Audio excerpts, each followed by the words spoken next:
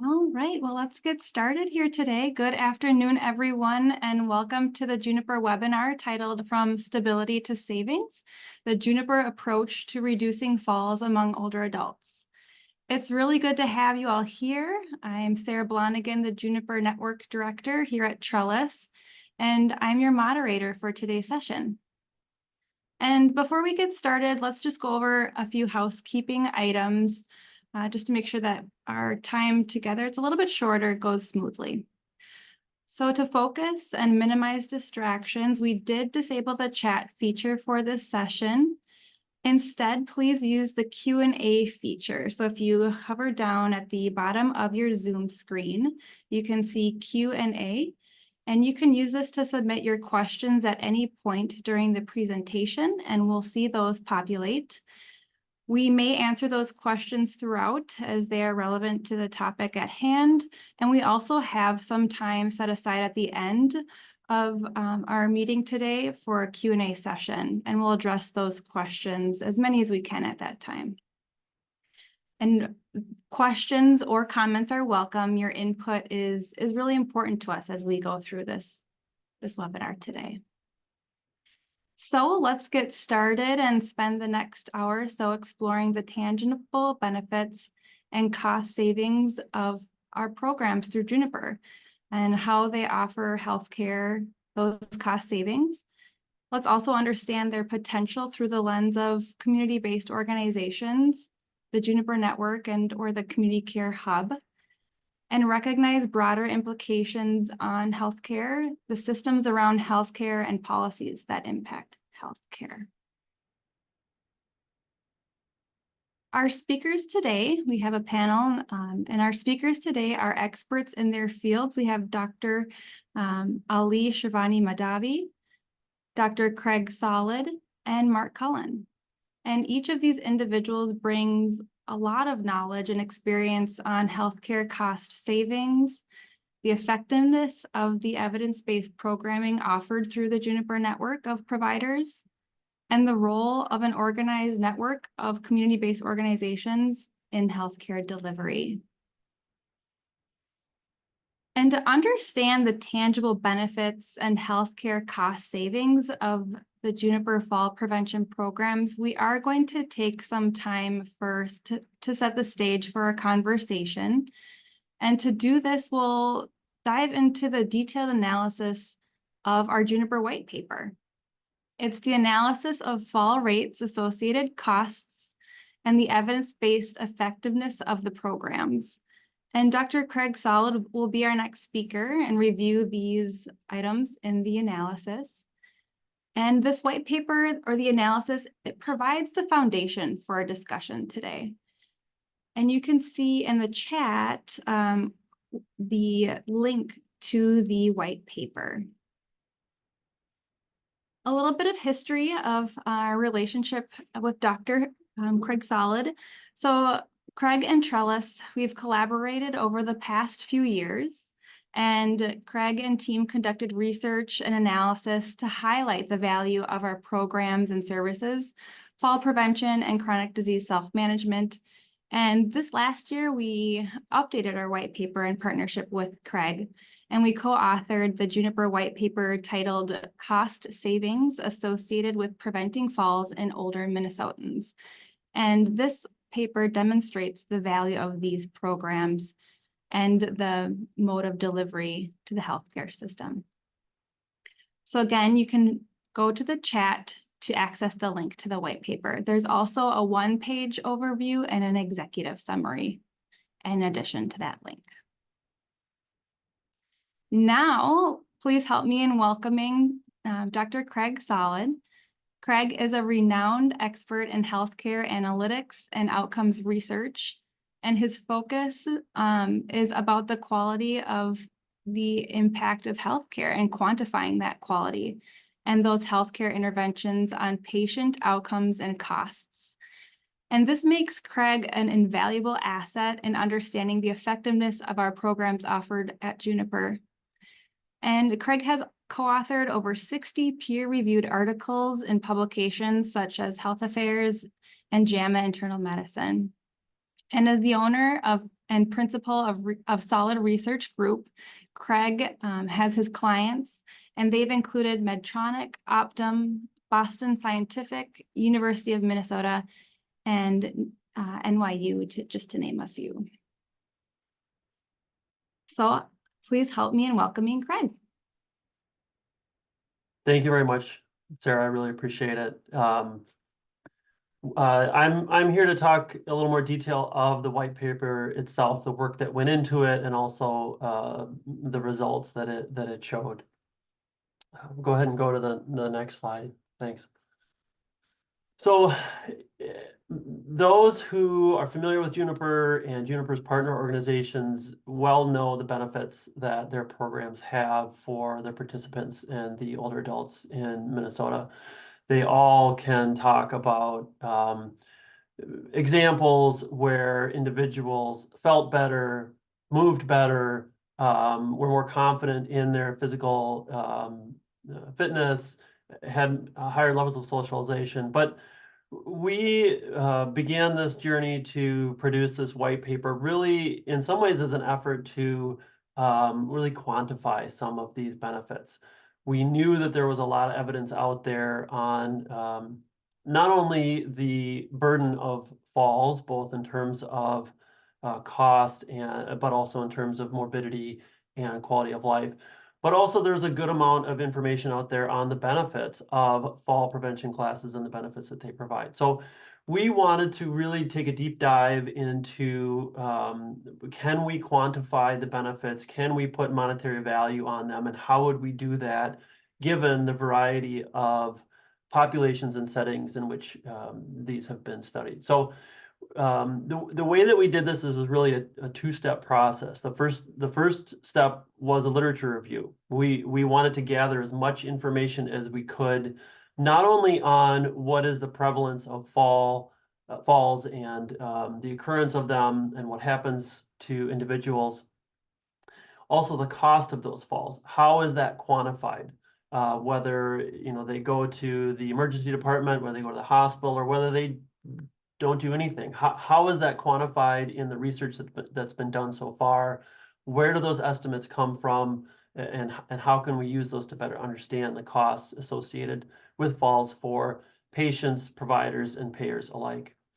But we also knew that falls are linked to other conditions. And so we wanted to understand in the literature what has been done in terms of linking falls to other adverse outcomes, to overall well-being, quality of life, and just how effective are these programs in not only preventing falls, but reducing costs and improving the quality of life of these individuals. So the literature review was the first part. And then secondly, using that information combined with information provided directly by participants of these classes in terms of how frequently they fell before and after the classes, their self-reported well-being, their attitudes about falling and their physical abilities and social and mental interactions.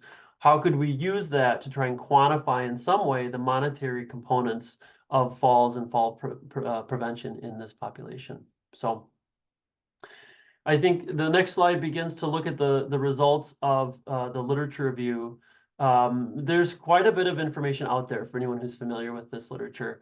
The white paper has well over 100 sources, a lot of literature published in peer-reviewed journals, as well as from major credible sources like the CDC and the National Council on Aging, places like that. So it's also notable that a lot of the studies some of them are observational, but there's a lot of very rigorous studies, randomized controlled trials on the effectiveness of these particular programs. So we wanted to really gather all this information, and when we started looking, we found even more than we thought we would. So from this information, we're able to pull fall rates and costs, but also some of these other things that we said that we were interested in terms of what are falls associated with. And quite honestly, from the literature, it's clear that it's associated with quite a bit. We've listed a few there, but clearly functional decline Frailty, those familiar with the frailty literature will know that that is a growing area of interest in terms of how you measure frailty and frailty's association with healthcare costs and future utilization. Cognitive decline, major cardiovascular events like heart attacks and strokes, social isolation and loneliness, which has its own body of evidence around why those components have negative impacts on older adults when it comes to well-being, mental and emotional health, utilization, and things like that. So we found quite a bit there, and we also found information related to how fall prevention and addressing the risk of falls can reduce health disparities, as well as improve performance in HEDIS measures and star ratings and things like that. Next slide, please. So I'm not going to go through all of these, and you're not intended to be able to sort of dive in and read all this, but this we put this here as an illustration. This is just some of the information that's available in the white paper, just to illustrate how much information is out there. There's a variety of studies from really across the globe, looking at different types of falls, different settings, different populations, many of which measuring not only the rate and frequency of falls, but also the costs, whether they are direct costs or indirect costs, whether they are from direct utilization at hospitals and EDs, or whether they are from subsequent complications of falls, fractures, things like that. So really in the white paper, there's a lot of information summarized, and we were able to gather quite a bit. Next slide, please. So when it came to the costs, yes, there were estimates of what does it cost when someone falls, and obviously that varies depending on whether they need to go to the hospital or the emergency department. But there's actually quite a bit of literature just looking at the average cost across all falls, when you consider that a fall is kind of an antecedent for further events down the road. In addition, we found literature that says after a fall, most of the cost increase can be directly related to that fall, implying that if that fall had not happened, a lot of those costs would not have been occurred. When it comes to the hospital setting, falls are associated with longer lengths of stay, higher hospital costs. Certainly, falling is associated with increased admission to nursing home and long-term care placement. It impedes the ability for individuals to age in place. And it's well known that falls are the leading cause of major injuries like head injuries and hip fractures. So there's also a myriad of studies on the specific fall prevention programs offered by Juniper, the ones that are particularly designed to address the factors that affect falling: balance, strength, movement. These that have been specifically designed for those at risk of a fall. They improve balance. They invoke higher confidence in patients in their belief about not falling, and their ability, even if they do fall, to get up or to keep themselves from being injured.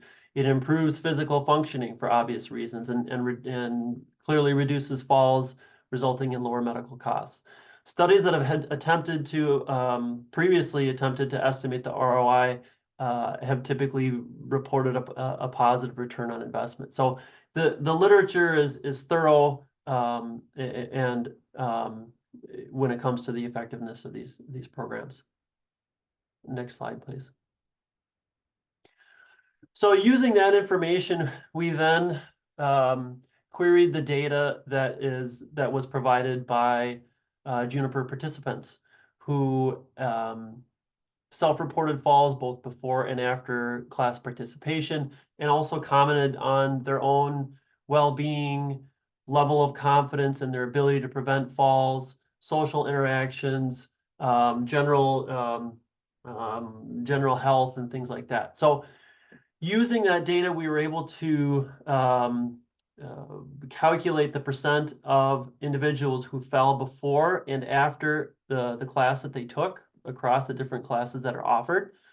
It should be noted that those percentages who fell before classes, those are well within the sort of typical range that's reported in the literature. So that adds a level of credibility to what we're seeing. If anything, some of those percentages are maybe even lower than what is typically estimated in the community dwelling older adult population. Often it's sort of referred to as a third, or maybe 40 or even 50% of adults over 65 will experience a fall in a given year.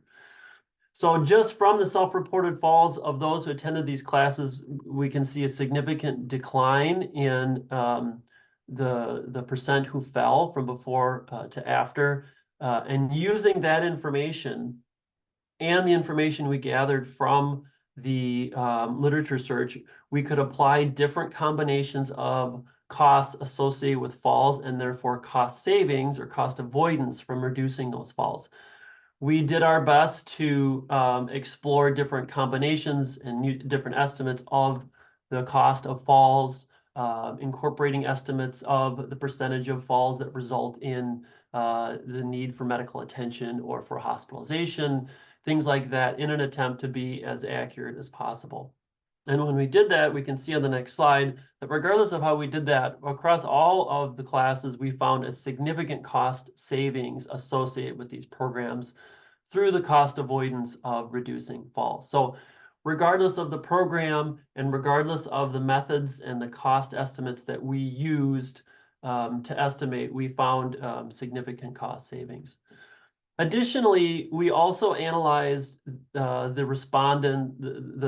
responses of participants related to general well-being and their overall experiences. And just as one example, you can see there, the bar graph at the bottom is a typical example of what we saw, meaning that the positive response was almost complete. So there, those bars are the percent who agree or strongly agree with the statements below. Some of those statements are, I feel more comfortable increasing my activity. I feel more satisfied with life. I feel more comfortable talking to my provider or my family about falling. I would recommend to friends or relatives. So in addition to actually preventing falls, there was a clear benefit as perceived by those who took the class, that they feel better, that they are better physically, or better mentally, or better socially, and plan to continue exercising, continue the physical activity that they began in this program. So that's just a brief overview of what the white paper contains. There's quite a bit of information there. I would encourage you all to go and download the white paper or the executive summary or one pager, and just sort of browse it and see some of the information that's there, because there's quite a bit of information and quite a lot of research that's been done on falls and fall prevention. So Sarah, with that, I'll turn it back over to you. Thank you, Craig. And during your presentation, we did have a couple of questions come into the Q&A feature. Maybe we can answer the first one related to probably the second to last slide.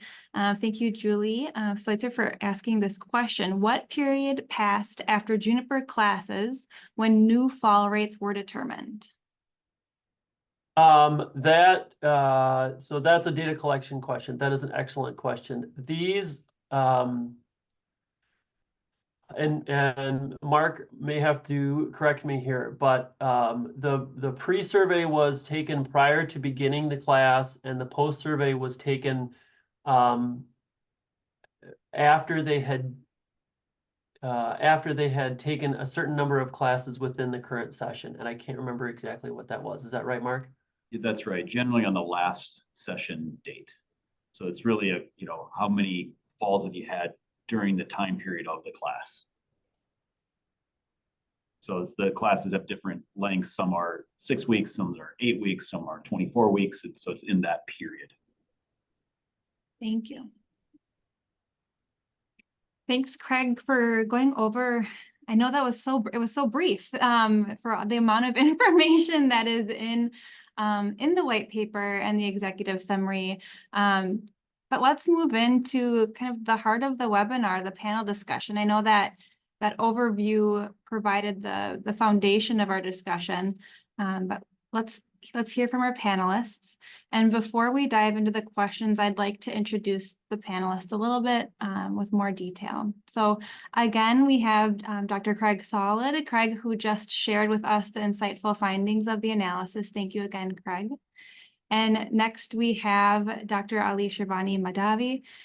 And Ali is a distinguished economist specializing in healthcare economics with over 20 years of experience. His expertise lies in analyzing the economic implications of healthcare policies and programs, especially in the context of aging populations. And he currently works at a leading consulting firm. And before that, he was the vice president of health equity and analytics and consulting at Optum. And finally, we do have Mark Cullen, who works with me at Trellis, and his work is in public administration and community health initiatives. And he has been instrumental in implementing effective health programs across diverse communities, especially through the Juniper network in Minnesota. And his practical insights into program challenges and solutions are very critical for understanding real-world applications and how to make this work.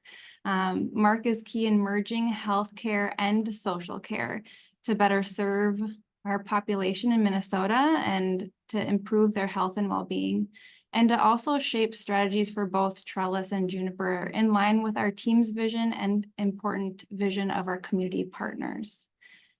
So welcome, Craig, Ali, and Mark. With your impressive backgrounds in mind, let's begin our discussion. So Craig, I'm going to pose this question to you first. Considering your extensive background in healthcare analytics, could you please describe the most significant impacts of the Juniper Fall prevention programs on the health and quality of life of older adults in Minnesota? Sure. Well, I think, obviously the Juniper programs are ones that were developed and validated and studied, outside of Juniper. So these are not unique to Juniper, and they are ones that are independently sort of established as working. So, before we even get to the results of the Juniper data itself, I mean, the going through the literature was fascinating and was really sort of eye-opening for me in terms of the need that's out there. So I made notes that there was one study that described 16% of Medicare beneficiaries as frail, but that 47%, an additional 47% were described as pre-frail, which is a clinical indication or a clinical specification based on certain criteria.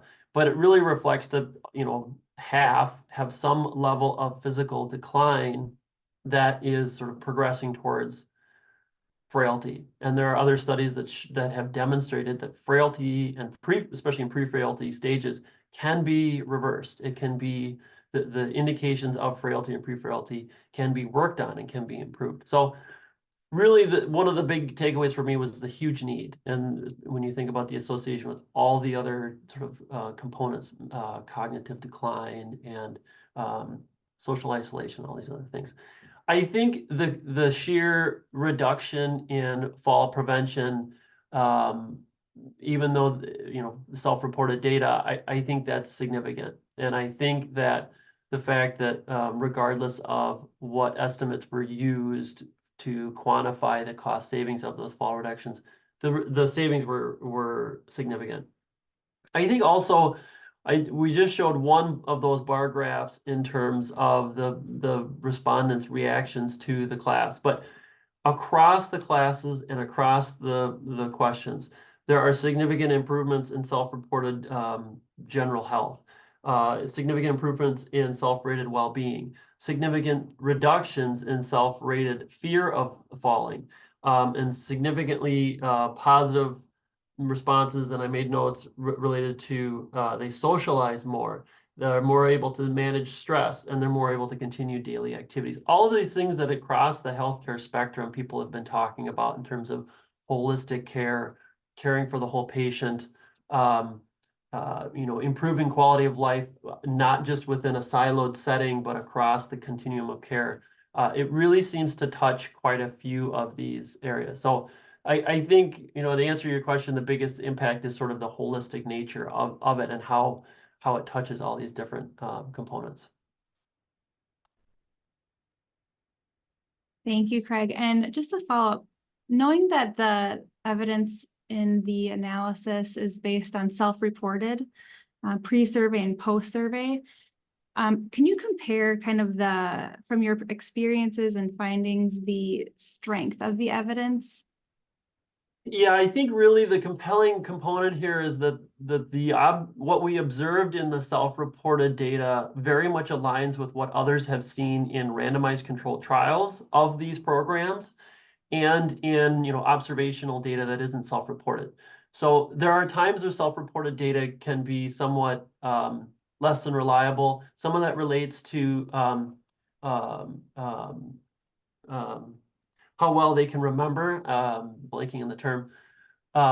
But this was so immediate that I'm not worried about that. But really, to me, there's validity because it's both the baseline and the impacts reflect so closely what we see in a number of studies from various researchers doing various types of studies in various settings and populations. Thank you. During your answer to that question, we did have another question come in from, thank you, Aaron. But what was the age range for the study group? And we know that we do serve primarily older adults as the average, but I'm wondering, Craig, do you know the age range that was included in the analysis? I have it, and I can look for it while we sort of move on. But most of the literature that's out there and our data was similar.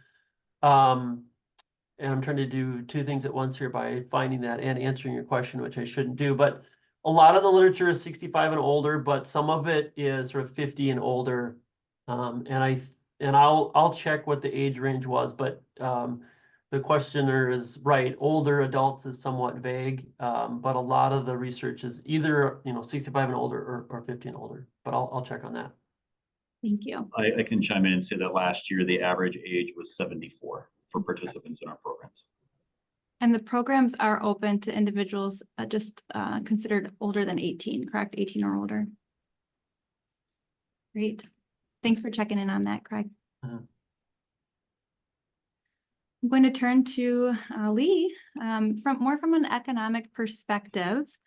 So how do the cost savings detailed in the white paper reflect the broader economic benefits of interventions impacting the social drivers of health?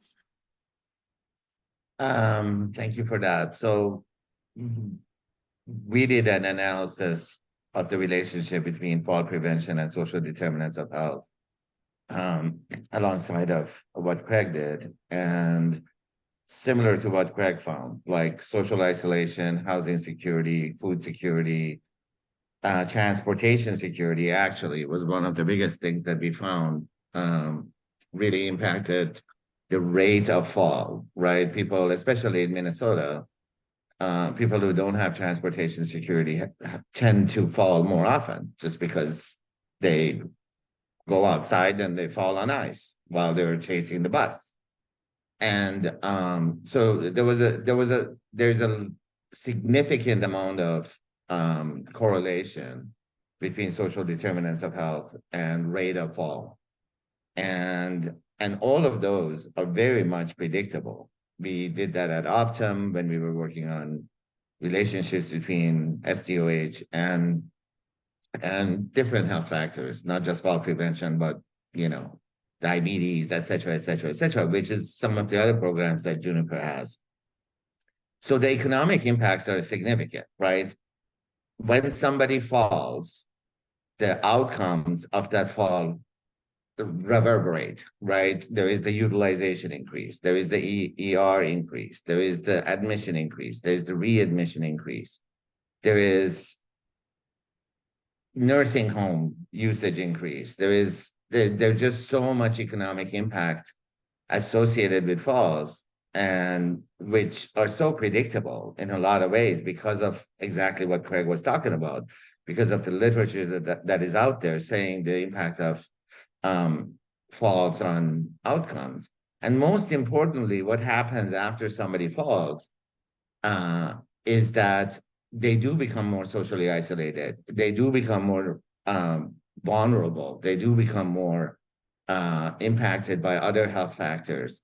So it's kind of like a chicken and egg thing, right? Social factors impact the level of fall, and the falls impact level of social vulnerability, and all of it impacts level of cost associated with the healthcare.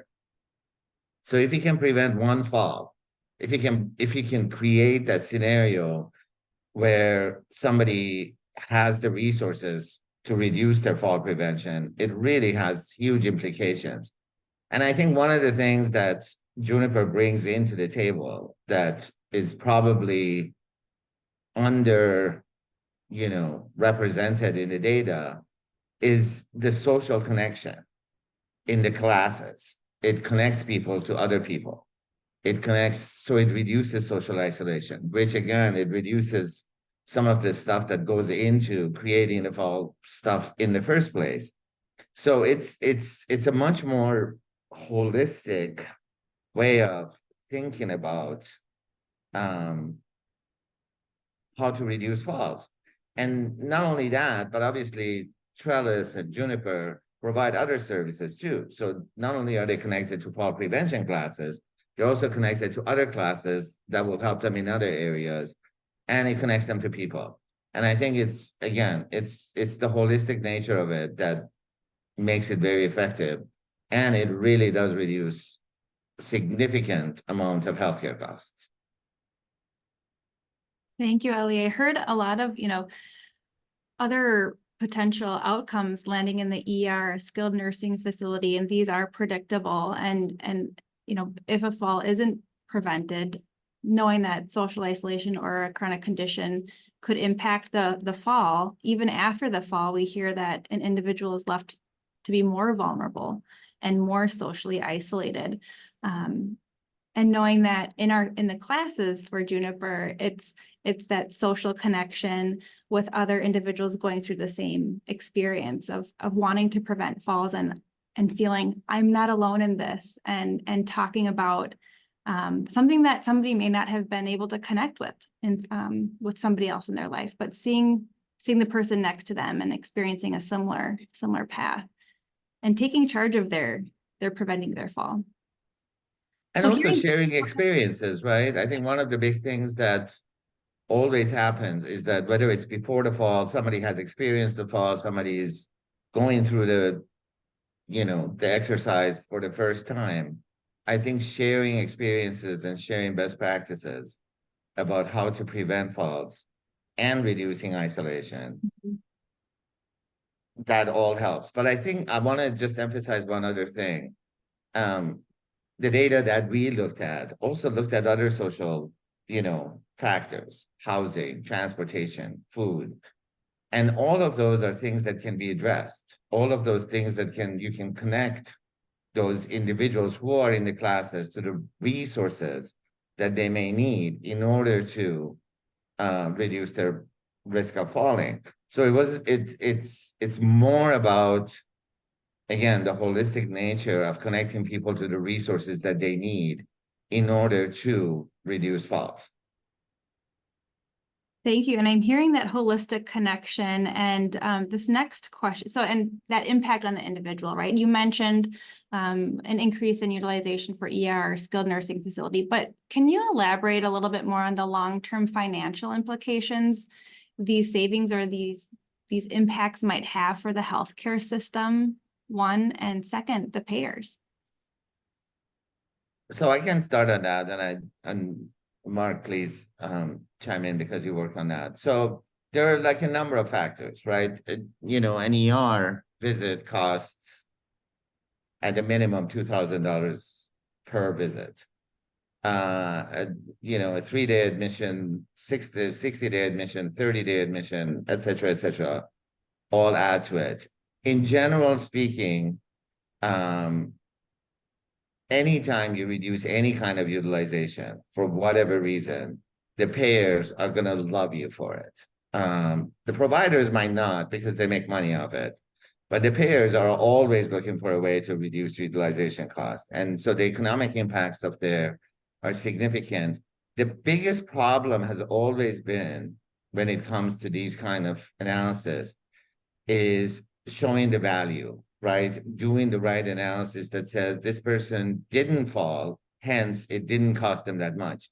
And the analysis that Craig did and we did showed that, yeah, on average, you reduce costs by $2,700 for somebody who went to the class and didn't fall.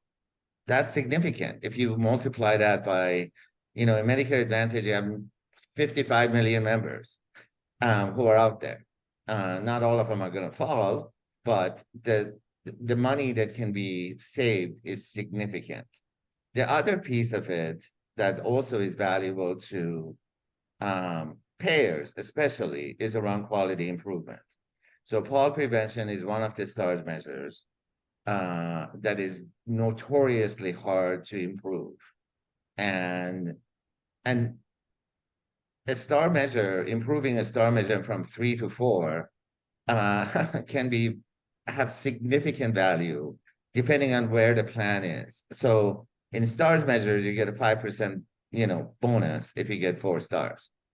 And this is one of 40 measures that are in there, and it's notoriously hard to improve. So there is a ton of significant economic value just from bonus level for payers. And then finally, there is the engagement.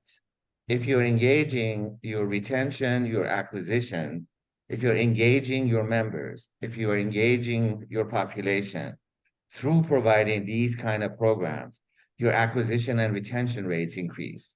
People stay around longer, so you don't have to spend $15,000 per member to acquire a new member, and your retention rates increase, so you don't have to lose a member.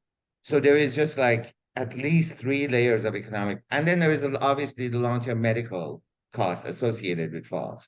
So there are like 4 economic value levers here. One is utilization, which is immediate. 2 is medical costs associated with falls. 3 is quality improvement associated with fall prevention. And 4 is acquisition and retention. And I would just add that I think that's a really helpful economic analysis. And most of the benefit that Ali just described was not figured into the cost savings that Craig outlined. So we believe that the savings that Craig outlined are very conservative, in part because they don't factor in these harder to measure benefits, even though those benefits could be quite considerable. Thank you, Ellie and Mark. Ellie, I really appreciated how you kept bringing in the holistic approach of it and how these programs aren't just for falls prevention. It's bringing in the other needs and addressing those other challenges and identifying solutions for the participant. I'm going to move on to the next question for Mark now.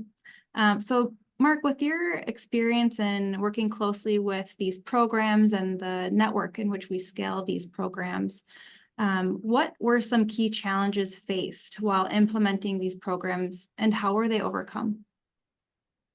Sure. So, like many new services, gaining scale, making people aware of programs that are in their communities, showing the value of the programs, and bringing resources to the network to sustain the effort have candidly been challenges. Now, we've been fortunate to have deep partnerships with community organizations all across Minnesota, including Minnesota's area agencies on aging, state and federal government, public health organizations, healthcare systems, insurers, philanthropists, and hundreds of community-based organizations who care deeply about health and wellness in their community. Their collaboration helped us to gain scale quickly, and really Juniper's a reflection of these deep community partnerships that have been in place now for several years. We worked on measuring the impact of these programs and delivered programs as a network of community organizations. We gathered sensitive information from participants, we kept it safe, and then we used it to show the value that community organizations can bring to some of the toughest challenges facing Minnesotans as they age. That enabled us to show the results that Craig outlined in the white paper today. And thinking about where we go next, we've been encouraged to see the policy developments at CMS and in accrediting bodies like NCQA that are really focused around a more comprehensive look at a person's holistic needs, including their social needs. And that focus on health equity allows for new partnerships and value to emerge.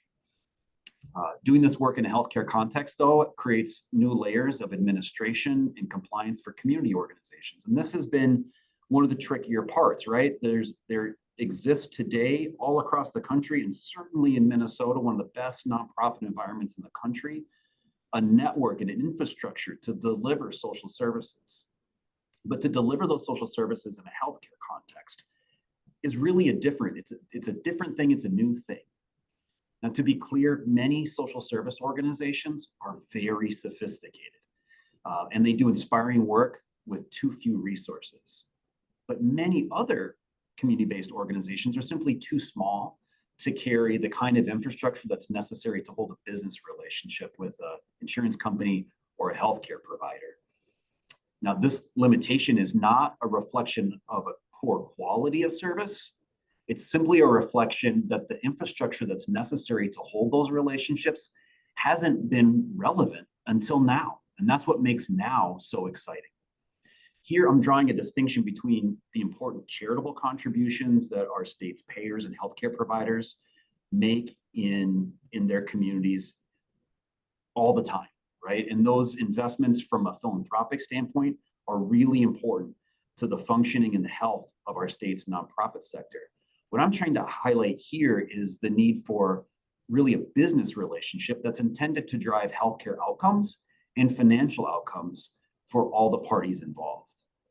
Now, we've been successful at Juniper with our community-based organization partners and all the others that I listed a minute ago, because we've consolidated the administrative functions like contracting, IT, compliance, billing. I saw a question in the chat a minute ago about the licensure, consolidating some of these administrative costs so that community organizations can focus on what they do best, serving their neighbors without the need to carry expensive administrative functions. We can share those administrative functions, see, and that is what allows us to be successful. So while there are many challenges ahead, we remain confident that the proof of concept that we've built in partnership with our many community stakeholders is a structure that we can build upon together. Thanks, Mark. And you kind of alluded to the answer to this next question that I'll ask, but to Ali and Mark, considering the success of the Juniper programs, we've tested this over the last so many years and adjusted and centralized some of the harder stuff. How feasible is it to replicate and scale this type of model in different communities or states? And what adaptations might be necessary for different demographics or regions? Ali, do you want to lead? Yeah, I can start on that. So I think scaling, the biggest problem with scaling is going to be the funding source, right? Who is going to pay for the services? If it's completely reliable on grant money or government money, then it becomes a little bit more challenging, primarily because they run out. They have a tendency to run out. That's not to say it's not a good place to start, as Juniper has shown, that you can really create a very good program based on those resources.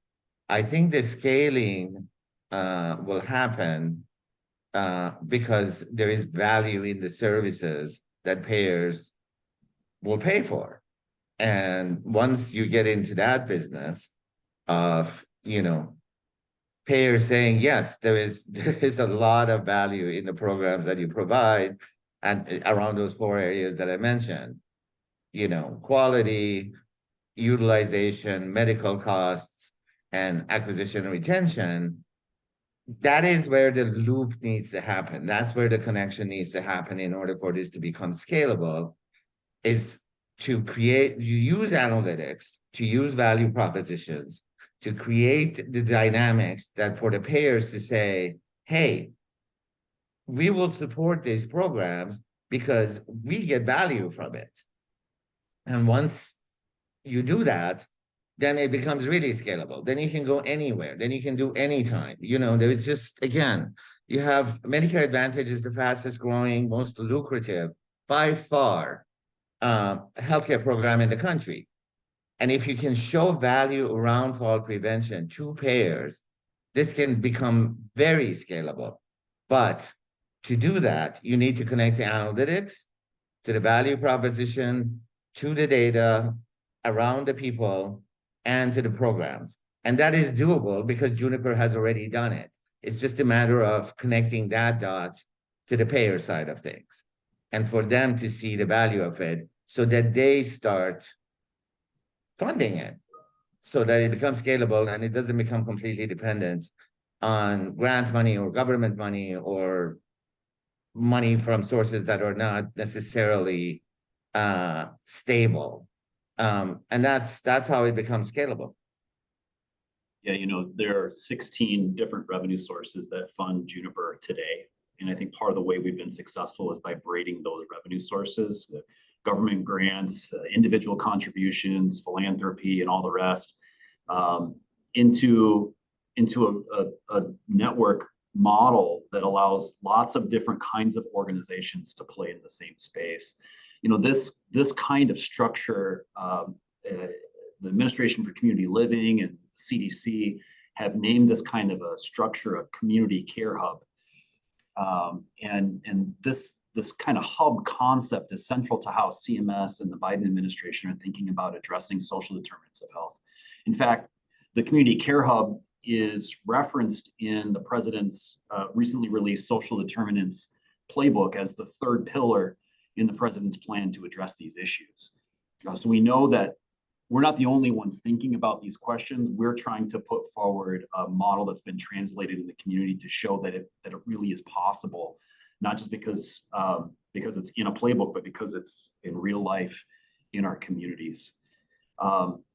Our parent organization here for Juniper, our parent organization is named Trellis, and Trellis is an area agency on aging. We're one of 626 of these kinds of organizations across the United States that coordinate a wide range of services, including meal delivery, caregiver education and support, chore and homemaker services, legal assistance, home modifications, and other services targeted at individuals age 60 plus. And so we believe that this network is powerful because it's a really great mixture of national scale with local boots on the ground, local decisions, and local community organizations, all part of the same network. Now, it's important to remember that while the services offered by area agencies on aging focus on older Americans, many of our nonprofit partners often provide services to a wide range of people, including kids, families, and others who just need a little help as their families grow and change across the lifespan.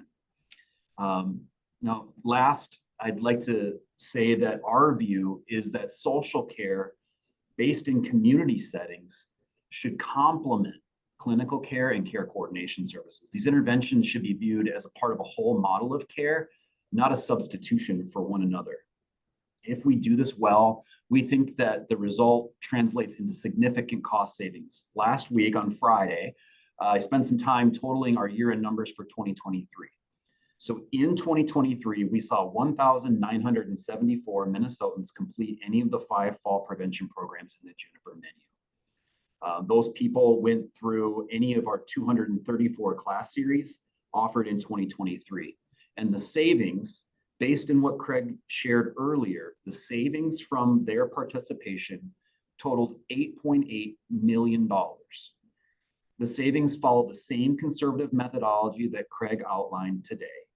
And after factoring in the cost to run Juniper, including programs that do not contribute to the cost saving, we have Ali mentioned the diabetes programs, the caregiver education programs that are not factored into this cost savings, even when we factor in the cost of running those programs without the benefit, we see a 283% return on investment in just 1 year.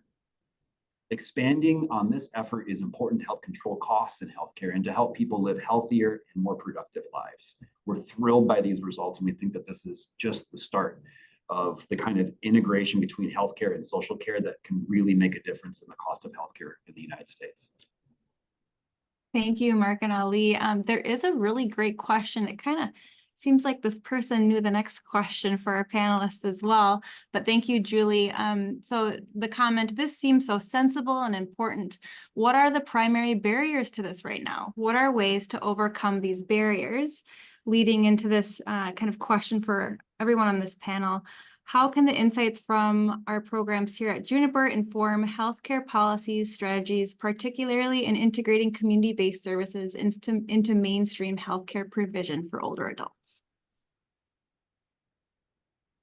Well, I'll jump in here, and I think as an economist who's focused on value and excited to watch the industry start to move away from just simply a narrow-minded vision of what value is, I think this illustrates that true value is from this holistic approach where you consider more than just, as Ali talked about, the economic levers. There's more than one in all of these, and I think honestly, policymakers, payers are smart about this, and I think that they see that that is truly the way to sort of long-term sustainability if we really are moving towards value-based care in a general sense. And I would add to what Craig said. I think the sustainability in this thing comes again, with the work that Craig did, with the work that we did, is you have to use analytics to show value. You have to connect the dots. If you don't, nobody's gonna buy it, right? And that is where the value of the data that like a Juniper platform brings comes into play, especially when it's scaled, because then you can connect the dot. You can see the numbers that Craig showed, but that needs to be sustainable, right? And the amazing thing to me is that the value that Juniper shows is just based on the value that Juniper collected. If you connect that to other data that providers have, payers have, government has, et cetera, it's going to explode. I mean, you could create a very sophisticated way of showing exactly who needs what for what reason to prevent what, and to do and fall prevention, diabetes prevention, whatever the case may be. And I think that is the goal, right? I mean, that's what we were doing at Optum, was connecting all the dots, but obviously Optum being Optum, we didn't quite get there. But that is the goal, right? That is the goal, to really collect as much holistic whole person data information you can, so you can connect a person to the right resources, social, medical, clinical, behavioral, that would end up in the best result. And that's the holy grail, right? And everybody is trying to do that. But I feel like at some point or another, what Juniper is providing, which is the community side of things, which is the social side of things, needs to be brought more into the picture and shown its value so that it can become sustainable, again, scalable, sustainable over time. Yeah, and I would just emphasize that, we think that there's, I guess, in my in this journey over the last few years, what's become so clear to me is that in healthcare, folks speak one language. In community, we speak another language, and that there has to be some ability to translate across the transom there. And so I think that's part of what the Community Care Hub does, is it allows for the collection of data and the facilitation of the conversation back and forth so that the value can then emerge. And that's, I think, really been the power of this work. Thank you. Well, thank you Mark, Craig, Ali, in providing these important answers to these questions, and thank you those who posed these questions. I just want to hand this off to Mark, who'll summarize our key takeaways and present kind of the next steps, knowing we're getting close to the top of the hour. And just knowing that there's interest in leveraging these programs for members and for patients. So Mark, the floor is yours. Well, thanks, Sarah. And Craig and Ali, thank you for sharing your insights and your time and your expertise. It's just been such a pleasure to work with both of you as we've tried to bring a financial value to the work that happens in community every single day. So next steps, right? We're looking for partnerships with organizations, including insurers and healthcare providers, other risk-bearing entities that have a progressive and whole person approach to care. The whole person approach includes segmentation and targeted benefit designs to support people with programming appropriate to their unique experiences at the different stages of their care journey. I think Ali mentioned that well about how we bring resources and programs to people at the various stages with intention through segmentation and other analytics techniques to be sure that we're driving the right value in the right time in the right place. Organizations might also be required to address fall risk through star ratings. Ali mentioned the difficult to improve fall measure. I noticed performance across Minnesota health plans last year fell, generally speaking, in Medicare Advantage products on that question. So there's opportunity to turn that around, work together to improve that measure. In other states, we have seen the adoption of special supplemental benefits that has been growing rapidly. It includes health education, wellness, and other programs. We think this community care hub infrastructure could be a container for other kinds of programs too, depending on your members' social needs. And so we'd love to have a conversation with you about other kinds of programs and ways to demonstrate value from existing community services in this kind of a context. And there's an opportunity for Minnesota to take a leadership role here, a leadership role that we are well positioned to take and have a history of doing so in this space. And so it's time for Minnesota's leadership to emerge here as well. Today, we think our programs are most appropriate for people who have a new disease diagnosis or medication regimen that might make them susceptible to falling. They are attributed to a special needs product, perhaps like a chronic disease SNP, like a C-SNP or a D-SNP. They're isolated or lonely. Ali mentioned the data we have around that, the frailty diagnosis with almost half of Medicare members having some level of frailty coming out of COVID that Craig mentioned at the top of this webinar. So folks with a frailty diagnosis or other indication that a lifestyle change may support their health goals, those are folks that would fit well in these programs. And then anyone who's experienced a fall, at least one or more in the past year.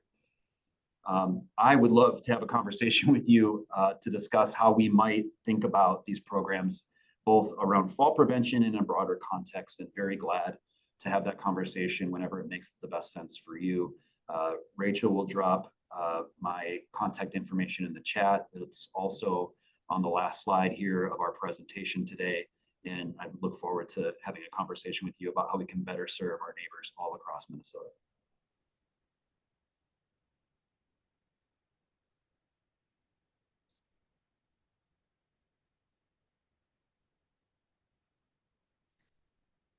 There is one question in the chat. I mentioned 5 fall prevention programs. The one that's probably missing is our Tai Chi program has both an advanced, a beginner and an advanced course. So it's counted twice that way.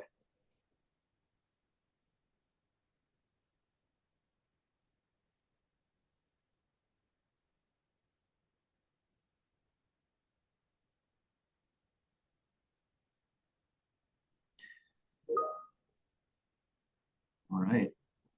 Well, again, everyone, thank you for your time today. Best of luck as we go into a warm spring and looking forward to seeing you soon.